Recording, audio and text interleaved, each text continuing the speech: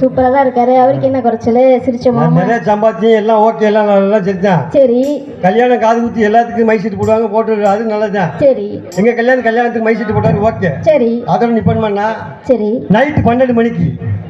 Night 12 மணிக்கு? ஏண்டி நீ ஒரு மூட் ஆயிட்ட? நைட்டு 12 மணிக்குடி. 12 மணிக்கு சொல்லுடி. பால்சம்போட ஃபர்ஸ்ட் நைட் போனேன். சரி. எங்க போனேன்? ஃபர்ஸ்ட் நைட் போயிருக்கியா? இல்லடி. அது எப்படி ட்ரைனிங் கொடுப்போம். நான் கணேசனே ட்ரைனிங் கொடுத்துருந்தேன். ஆமாம், தமிழக்கார் ஓகே இருப்பார். அவர் ட்ரைனிங்னே வளர்த்துட்டு இருக்காரு எல்லாத்தையும்.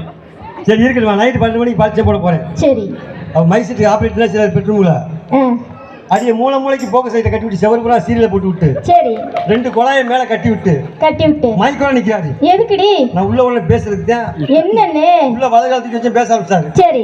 இன்னும் சற்று நேரத்தில் முதல் நடக்க இருப்பதால் கிராமத்து பிள்ளைகள் உற்றார் சிறப்பு மாதிரி கேட்டுக்கொள்கிறேன். ஊர்க்காரங்களும் வந்து கதவை தட்டாங்க. கதவை திறந்து பார்க்குற வரிசையா நிற்கிறாங்க.